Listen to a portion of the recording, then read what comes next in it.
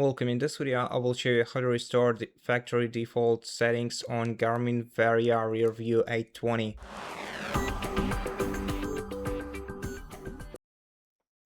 To do that, we're gonna need to open the Varia application on the smartphone our Varia is connected to. Make sure that it's enabled and connected to your smartphone.